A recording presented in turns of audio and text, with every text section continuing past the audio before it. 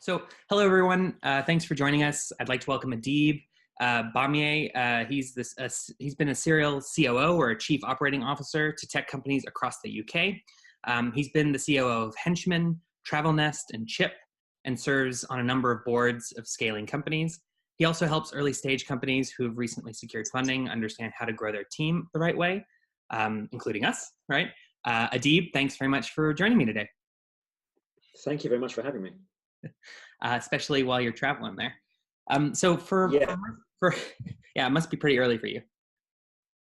Yeah, it's about 7 a.m., 8 a.m. Oh, well, thank you very much. So for most early stage founders or those considering starting a company, the idea of a COO or a Chief Operating Officer is sometimes comes across as a bit nebulous as a term. So how would you define what a COO does and perhaps maybe when they enter a company, like at what stage? I think the first part of that question, what does a COO do? It's very much, in my opinion, down to the specifics of the COO themselves. Yeah. The COO role is one that is very different from the other C-suite. It's the broadest, it's the most generalist, and as a result, it's the one that you don't see annual COO conventions and COO magazine. You will get CMO, CTO, CEO conventions and magazines and associations, but it's much, much less common with COOs. And that's because there is no specific job description for a COO. It depends entirely on what the company needs, and they go looking for that type of COO. So for me, describing the type of COO I am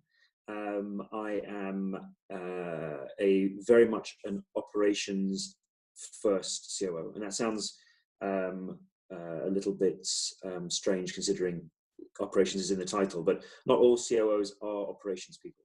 Okay. Some COO are excellent salespeople, and they are looking maybe operationally at how their sales part of the business might run. For me, I'm looking operationally at how the humans of the business run. Okay, so for me, I come into a business and I concern myself with internal communications and turning the CEO's vision into an executable plan. And that's probably the most typical use of a COO. They're execution-led. There's a really interesting article done by the Harvard Business Report, and they list, I think it's 7 types of COO, and they say that typically a COO has 1 or 2 of the descriptors that they've used, and one of them is an executor on that list. If you probably can Google it and find that list, somebody that's interested. But it's probably a good way of looking at the way they've done it. It has 7 different traits that you'd look for. You're not looking for somebody with all 7. A COO is a precision tool that you bring in to solve a particular problem. You don't go out and find a well-rounded COO to come in and deal with lots of different things. In early stage startups, it tends to be a broader job title that's given to a founder that isn't the CEO and is non-technical. And as a result, it can be a little bit nebulous. So you find that COO role, when the COO is a founder in the business, can be a bit hit and miss. And that's because I think the desire to share control of the business, in a fair way. There's an obvious person in the business who's going to be the CTO, usually with the founders. It's the guy who knows how to code. You might have somebody who's come from a bit of a marketing background or a sales background, and they may end up taking a CMO type role. And then there's the decision on who's going to lead the vision of the business. Sometimes it's obvious, sometimes it's not. And that person takes a CEO. And then if you've got an extra founder that needs a title, sometimes it ends up being a COO. And that's when COOs can often be that can be kind of left in a sort of a gray zone. Yeah, well, I have a question about titles and roles in a second, but you said I there. didn't answer the second part of your question, I realized. Sorry. I didn't answer the second part of your question. No. But well, you kind of did in terms of when COOs actually enter a company. It's, as you said, it's usually when a problem or a specific type of strain exists, right? Yeah. And at least from my perspective, not seeing much larger companies, not being involved in much larger companies, the strain that comes to mind is the moment that you get a significant investment amount and you need to ramp up activities that require an expansion of team very quickly. But do you find that when you have your COO conventions, right, of other COOs, do you find that there are certain things, certain traits that you start to notice in terms of if we're looking at this early stage, like what kinds of skills most of these founders or founding team might be lacking that usually end up causing the most amount of, I don't know, need for a COO? Yeah. Yeah. So not every company needs a COO. Yeah.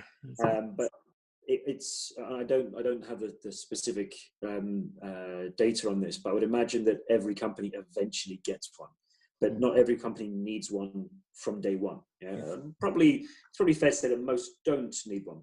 Okay. Essentially,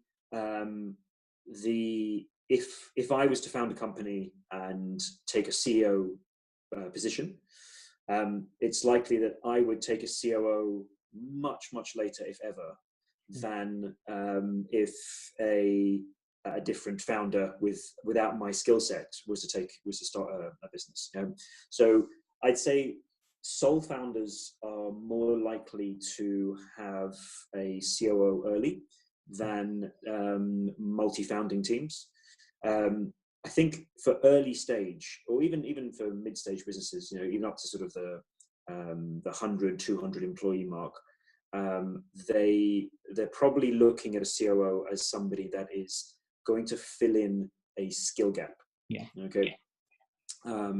And for me, where I've usually got picked up is where the founder has no or has a limited amount of business experience. Sure. And they need someone of a business background to come in and solve. My career has taken me through years of building startups in the hospitality industry. I then went into the finance sector. So I did both the customer service, customer experience side of business, and I did the finance side of business. And my original degree was in computer engineering. I worked in tech companies. I'm relatively fluent with the popular project management frameworks for tech companies. So I'm a nice, good fit for a company where the founder hasn't worked in a tech company before, or potentially hasn't run a company before, in which case I'm a good fit for that type of business. And that's usually where I would go in early. Okay. But eventually every company will need one in terms of, regardless of the skill gap, they may need one to share workload. So the other side of the precision tool that a COO should be, in terms of, we don't have somebody that has experience in this sector, let's find a COO who has worked in this sector before.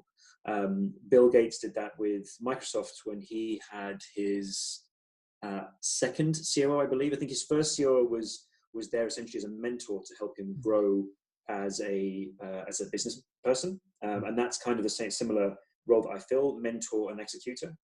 But the second COO was somebody that came from one of the big American retail chains, something like a Walmart. I can't remember which one it was.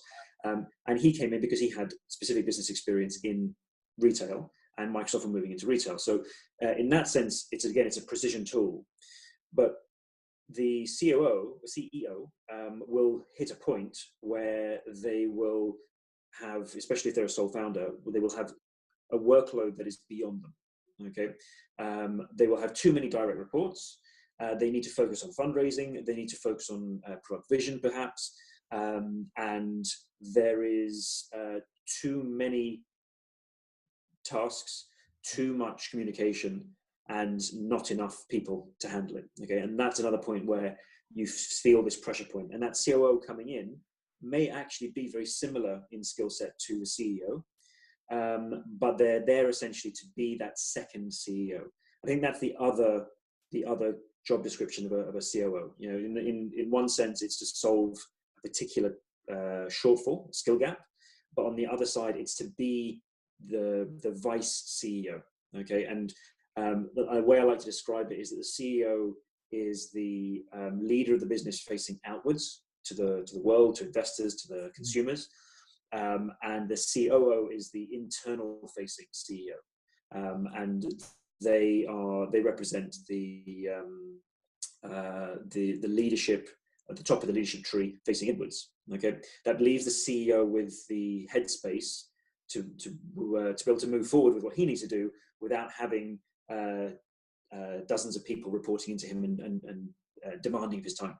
Exactly. Yeah, kind of bringing clarity to the chaos that usually comes with rapid expansion, or with the rapid expansion. Yeah. So just when someone is thinking about starting a company that they kind of expect to be high growth, right? I mean, I don't think that COOs, for example, or a lot of this kind of conversation happens if you're looking to create a lifestyle business. I don't mean that in a negative way. It's just that I don't think these challenges often come up in the same way. You're moving at a different type of pace. But how, if someone is thinking about creating a business that they think can be high growth, how should they approach thinking about the actual skills that they need, regardless of whether or not they have all of them? How would you suggest they go about that? Are you talking about the breadth of skills they would need in an early team, in a founding team?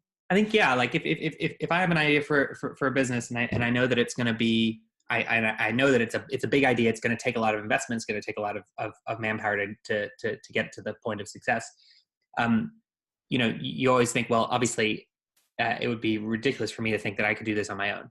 How should I try and break down the way in which I view the skills that we need in order to take us through? Maybe we don't have them all at once, but like identify the skill. Yeah, there's you're absolutely right. The success and failure of a business is almost entirely on the people and their ability to execute, rather than the idea.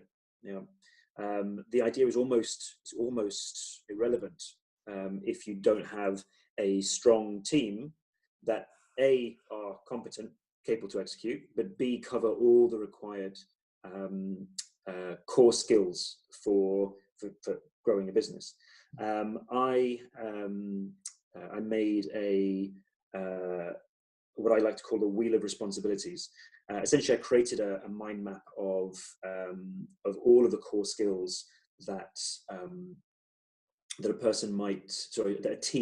founding team would need. It doesn't necessarily mean the founders themselves. It just means that the early hires, right? And the way I've written it is essentially from the first few months of a company founding, okay, to within the first year. Those are all the skills that must be filled.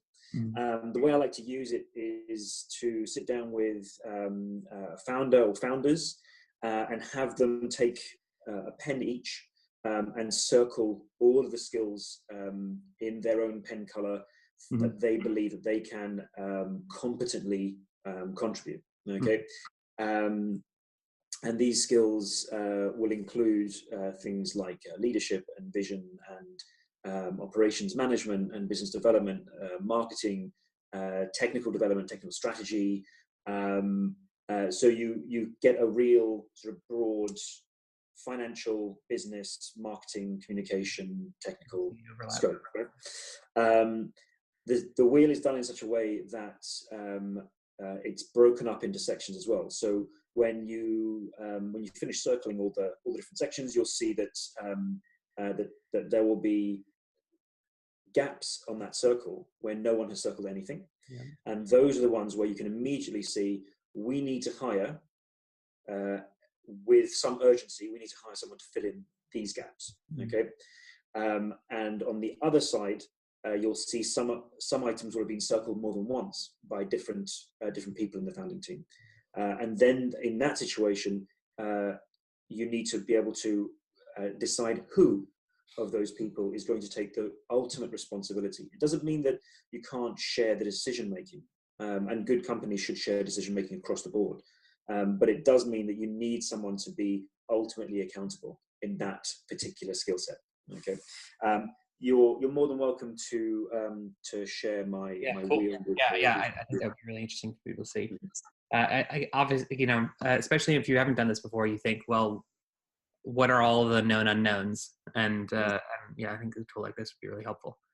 The way that the wheel is built is quite intentionally built so that it's much like a compass. In the northeast corner, you have roles that are about leadership and operational management, and those would typically be the CEO, COO skills. Mm-hmm. In the southeast quadrant, you've got the sales and marketing role skills, and that would obviously be your head of sales and your head of marketing.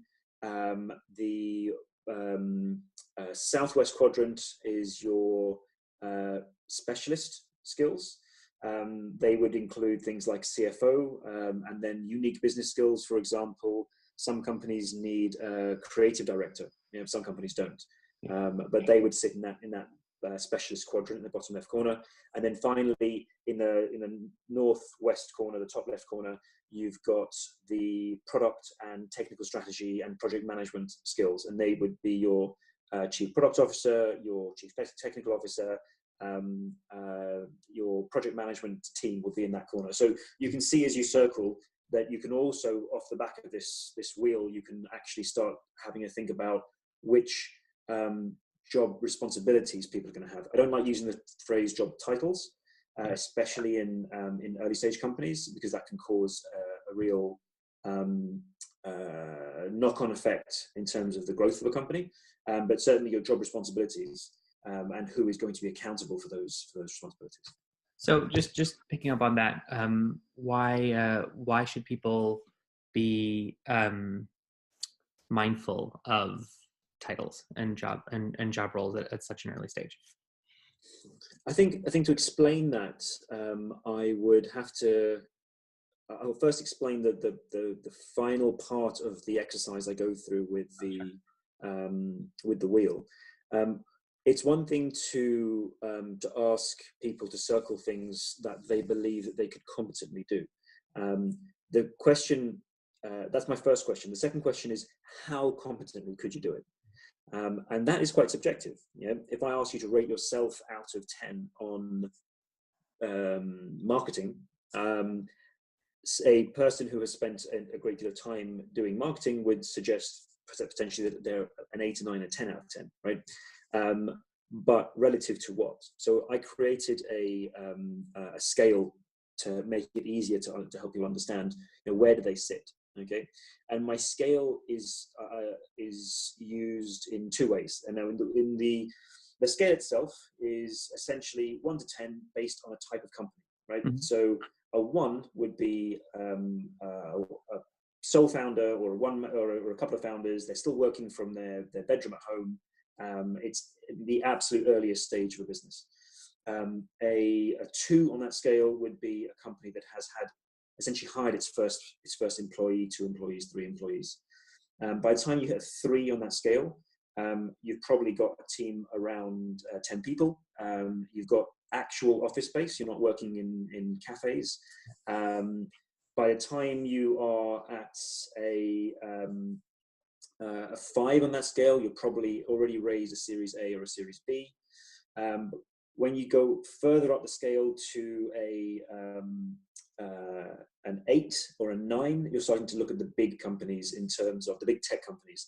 And that might be Twitch, for example, might be an 8. Okay, you're over 1,000 employees. You're very, very well funded. I know Twitch technically is now owned by Amazon, but it's a standalone business. And then at 9, you have Amazon and Google and and Apple and these kind of companies. And then at 10, you have a General Motors, a Shell, multi-conglomerates. The multi-conglomerates. And although in terms of market cap, some of the 9s I mentioned are actually bigger than some of the 10s I mentioned, but my scale is not about the value of a company. It's about the culture and style of a company. So if you can imagine, if you worked at a Twitch, an 8 on the scale, and you wanted to go and work at Google, that would be an easier transition for you than going from there to General Motors or BP, because the style of working is very, very different. So the 10 is there because it's the biggest leap away from a 1, right? Yeah. Whereas the 9, Google, is actually a slightly closer step than a 1. Yeah. Sorry, say close step to the 1. Then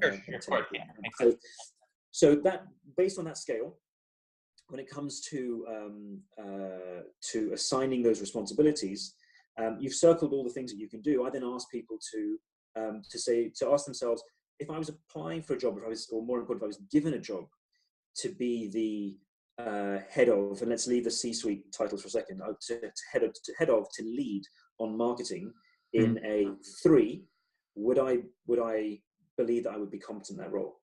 Would I believe I could even get the job if I applied for it, right? If the answer is yes, could you do it for a 4? Could you do it for a 5? And at some point, someone's go, realistically, I know my limit, right? A 5, a Series A business, 100 plus employees. I'm a 5, really. I'm not a 9. I couldn't be head of marketing for Google, right?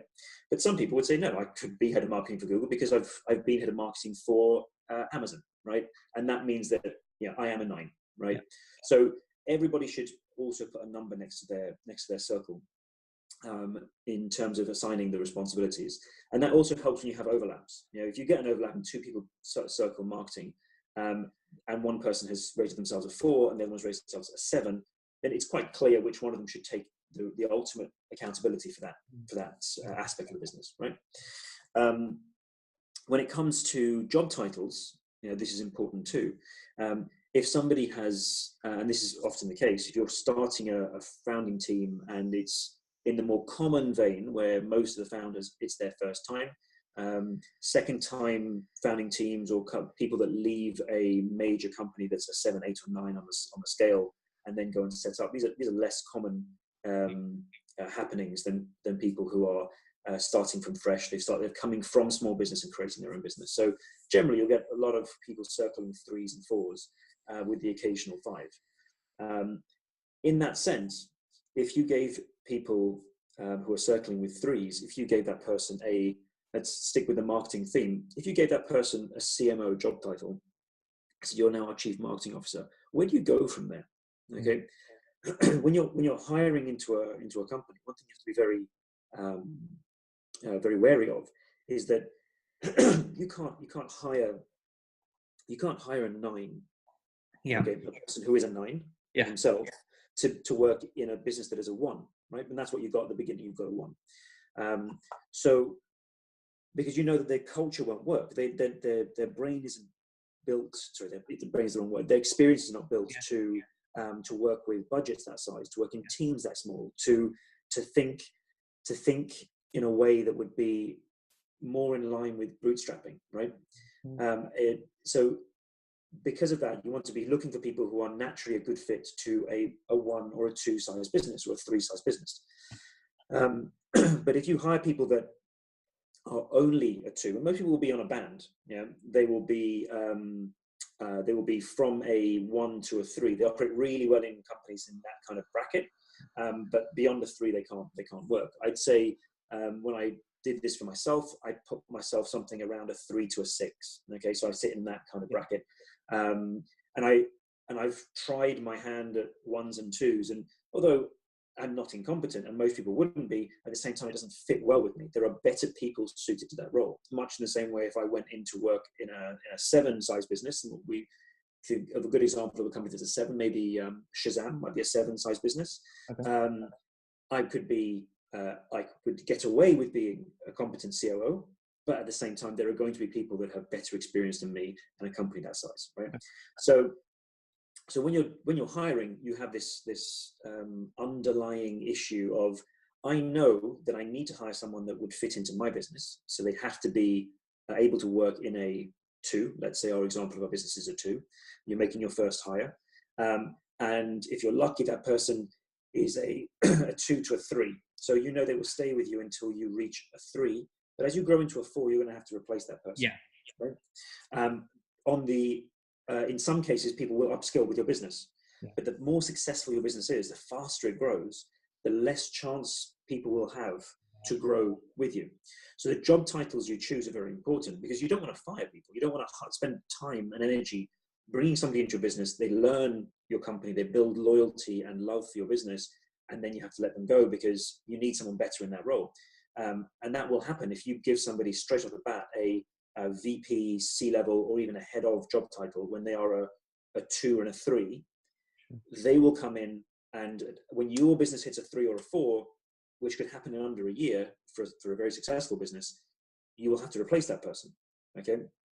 In some places, their ego will be fine with it. You'll turn around and go, I know I gave you the CMO job title, but we need to get a different CMO now. We need to step into a different league.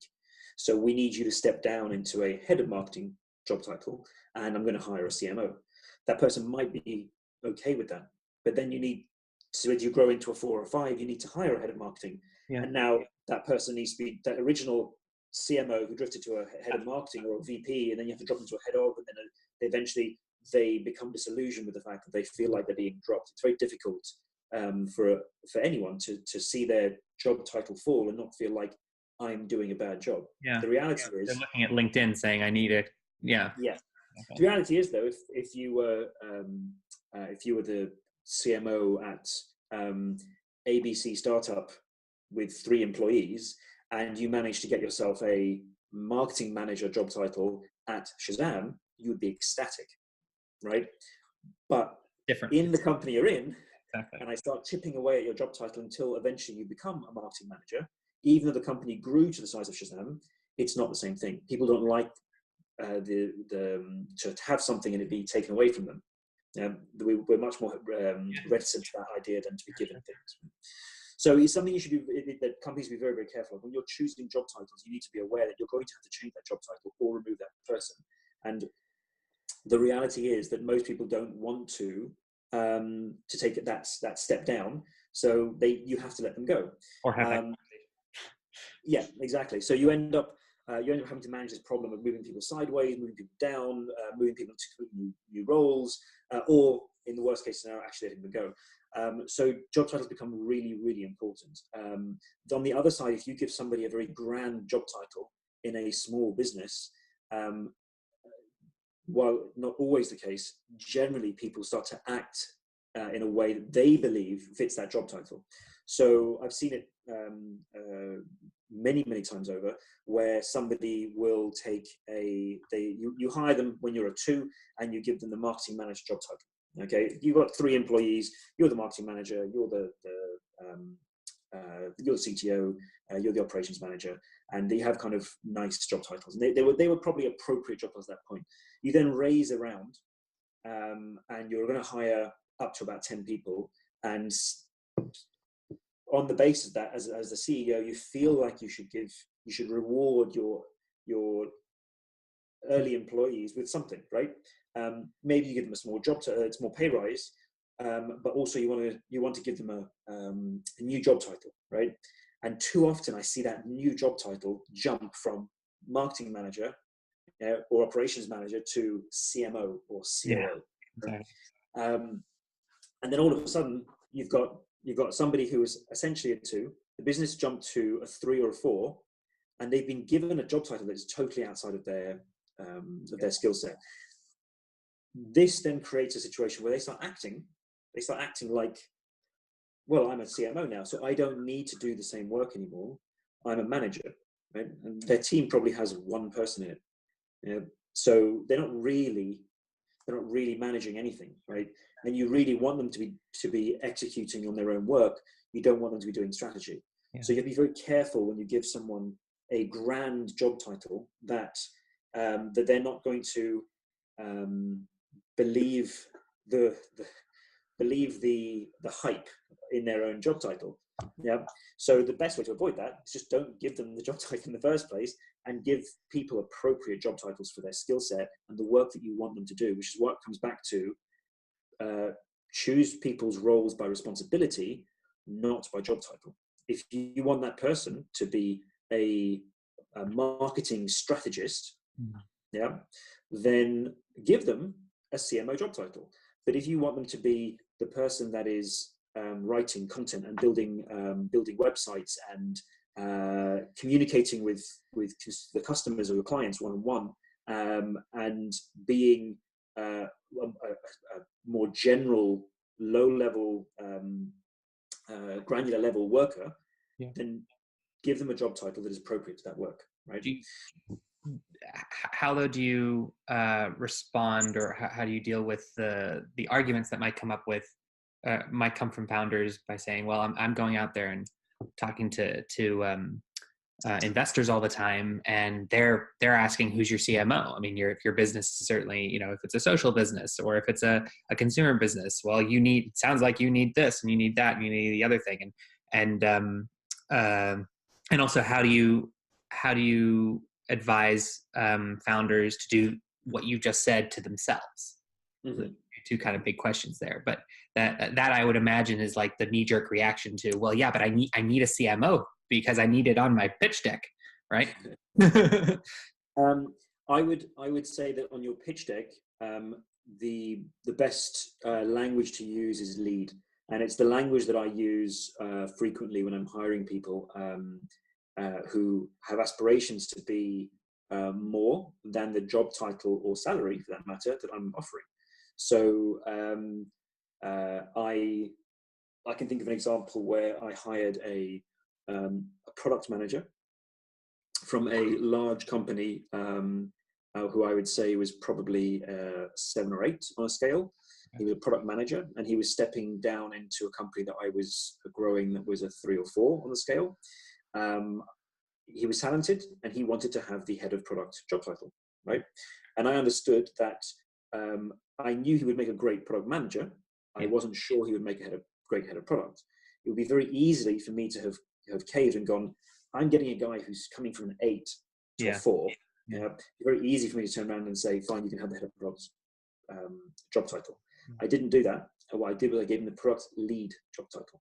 Okay, so that gave him that sense of leadership, that sense of responsibility, but at the same time, it gave me the space to give him an incentive that if after a year of working in the role, he was successful, we would give him that head of product job title. Now, in that example, we ended up hiring a head of product that wasn't that person. And they slotted in reasonably well. There was a little bit of tension, but the product lead understood once they'd met the head of product, this was somebody they could learn from. Sure. Okay, it would have been a much more difficult conversation for me to give someone a head of product job title and then bring in another head of product. I would have had to have then hired a VP of product, which would have meant my budget would have had to stretch up to that job title. I would have had to have had a difficult conversation as to why I have so many layers in a business, in that product team. Why do I need a VP and head of in teams where there's actually not many more employees? So it was in terms of the question in terms of investors. I can't speak for VCs. We're talking really about VCs more than angel investors. Angel investors seem to. I think it's also just the mentality of the founders assuming that they need to be validated, and by having people with C's in front of their name look like validation. That's cynical, it does, but it also you have to show your investors, whether you're talking to institutional investors or to angel investors, you have to show them that you have a competent team. People, as we said at the beginning of this conversation, the team is more important than the idea. Right? Exactly. So you need to show that, and by putting C-level job titles in front of people's name, you absolutely do show that. Well, in a shallow way, you do show that, because these people are C-suite people. They must be talented. institutional investors will look through this. They will look through this, and they will look at the CVs and request the CVs of all of those C-level people. Okay, and there have been instances where I've been involved in companies, and they've turned around to me and said, "We're not happy with the CV of your CTO. We want you to go and hire a different CTO, right? Because we don't believe that person is the right person to build this business." And then you have to go and hire one anyway. So don't think you can get away with just putting C-level titles. Good investors will see beyond the job title. Yeah. And what about then when you're talking to the specific founder? Let's just assume that this person is a CEO, right? How does it's one thing kind of going through this scale with people that you want to work with. Sounds very effective, but it might be another thing doing it to yourself. And so how do you see founders dealing with this scale, for example, when thinking of their own experience, especially coming mostly from the either existing smaller businesses or having an idea on their own and not coming from a larger, not being a you, for example, and saying, I'm going to now be a CEO? In what scale are you referring to? So like the 1 to 10, are you a 3, 6, a range? And when you're considering a CMO, great, understand that. But when it's the CEO and founder of a company, they might view that as a bit different, just because they're supposed to be the face, they're supposed to be the leader, and this idea of them being replaced may be uncomfortable. So like, how do you have those conversations? As early as possible. When I think my experience is quite specific, because very specific types of companies come looking for me, and therefore very specific types of CEOs look for me. But in my experience, the CEOs of most of the businesses I've worked in are actually the least experienced within the business initially. But they have the most clarity and understanding and drive about the product itself. Okay, so having those conversations early is important. I've done the scaling issue, so we've done the scaling exercise with everybody, and then the CEO has to understand that as of right now, you are a 2 to a 4 on the scale, because you have worked in business operations or product management in a business up to this sort of size, and you have a base understanding of the requirements for fundraising. You're also very good in front of investors. You pitch well, you speak well. That will then put you around the kind of the 3, 4 on the scale. Right? But if the CEO wants to stay in that CEO role, then there is only really 2 ways they can achieve that. 1, upskill quickly, so that you are, actually, there are 3 ways to achieve it. Upskill quickly, and that is hard to do. The examples of Bill Gates and Mark Zuckerberg and these few founders that were still there at the end, these are the absolute exceptions. In the majority, the vast majority of CEOs are replaced, even if they are founding CEOs. So the first way is to upskill quickly. This is difficult. The second way, which is slightly easier, is to hold enough control over your business so that you can't be replaced. Okay. Now that may not be in the best interest of the company, but if your sole motivation for running a company is being the CEO, then hold as much of the board control so you can't be voted off your position. Okay. The third way is if your company doesn't do very well. It's a bit of a strange one, but typically if a company is doing exceptionally well, the chance of a CEO keeping his position is much lower than if the company is doing mediocre to poor. This is because if the company is doing mediocre to poor, no one really cares. The business is moving very slowly, and it gives time for the CEO to upskill. So in those cases, it's actually probably quite considerably less common for the CEO to be replaced. if the company is doing exceptionally well and the growth is through the roof, you're now moving through the scale very quickly. You become a 3 and a 4 and a 5, and you're moving very quickly. And the board at this point will turn around and go, well, we've just moved into 5, 6 territory, and this CEO has never been where he's now out of his depth. He's now in a realm where we don't know how he's going to perform. Yeah. And if the company's making a lot of money, the board will see the money as the priority, not the CEO. And the intent will be to change the CEO for a safer option. And that's logical. If you take a step back and you're not the CEO of a business, if the current CEO has never grown a business into a 5 or a 6, and you're about to step into that realm, we'll replace the CEO with somebody who can do it more safely. It doesn't mean the current CEO couldn't do it, but the chances are much lower than bringing in an experienced guy. So you go out and find a CEO who is a 6, 7, 8, bring them in and ask them to move the business forward. Yeah. That is the conversation I have with CEOs early.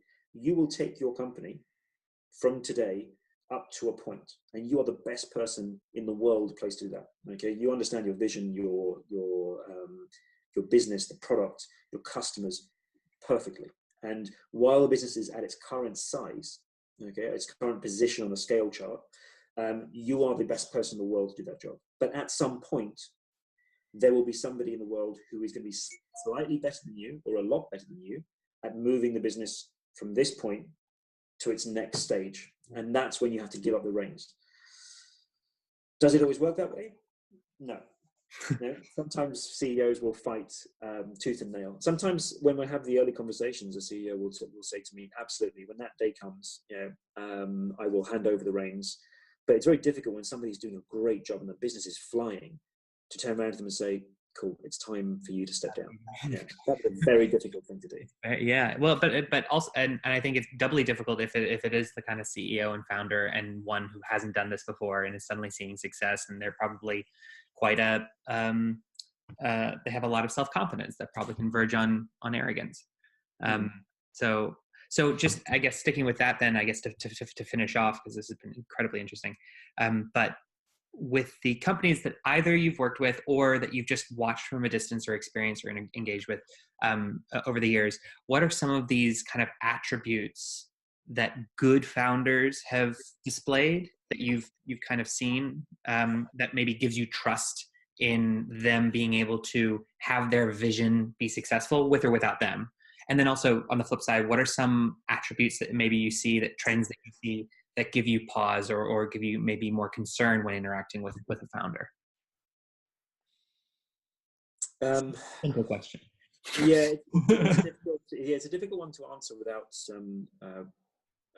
picking on people, on individuals. Sure.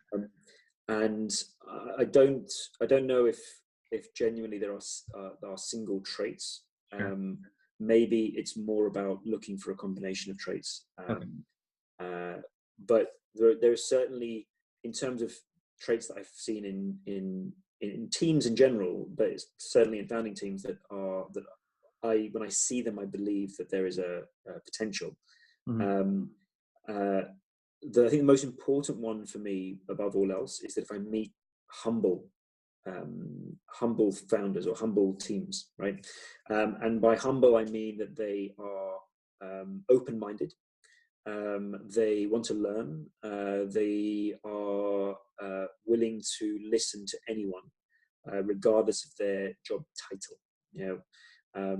This almost innate understanding of the Japanese lean management system, where you are bottom up and you look to the person closest to the problem as the expert. The analogy that's used in the Toyota example is, the board of Toyota, when they're buying new cleaning products, they don't make the decision in the boardroom. They call the cleaner and ask him what's the cleaning product, right? That innate humbleness is important. The second most important trait to me would be it's tough. It's between two traits actually. The second and third are an emotional intelligence would be the second. And emotional intelligence means that you have a natural understanding for when to speak, when to keep your mouth shut, your ability to know when it's a good time to make a joke, when not to make a joke, when somebody is struggling, to be able to recognize that somebody is having a hard time. And that EQ, that emotional intelligence, is fundamental. I'm sure lots of people can think of examples when they've worked under a manager or alongside a colleague where they had very little emotional intelligence, and they would blunder through things, and they would make you feel frustrated with their comments, because they just didn't. They weren't bad people. They were just unable to have a sense of the emotion in the room. And then the third trait, I think, is about proactiveness. When you are stuck, when you have finished the work that you're working on, what do you do next? You can imagine it from an employee point of view. If you're a manager and you set somebody a task, and they go away and they complete the task, and then they just sit there waiting for you to give them another task. If you take that a step further, it's if you give someone a results or an output-driven target. We need to achieve this KPI. Will they then turn around to you and say, how do I achieve that KPI? Or do they go away and develop 3 or 4 different ways they might achieve that? It's that hunger for learning, that hunger for testing, and that hunger to really get into the natural flow of work, and that proactivity, that drive, I think, is the third thing that I look for. So we have what did we come up with? We had the humbleness, we had the EQ, the emotional intelligence, and we had this natural drive. When I see those traits in anyone, even when I'm recruiting people, when I'm hiring, those are traits that I look for in people. Because if you work alongside people that have all those 3 traits, you will have a very high level quality of work environment. If you work with people who are even missing one of those 3 things, it is noticeably less pleasant to work. Yeah, less efficient. Yeah. Well, on that note, I think we should leave it there. But thank you so much for making the time, especially so early in the morning. And we'll share your wheel as well. I think that's just such a interesting way to articulate all of these different areas that people are coming up against. So thanks again. Thanks for taking the time. Thank you. Alrighty.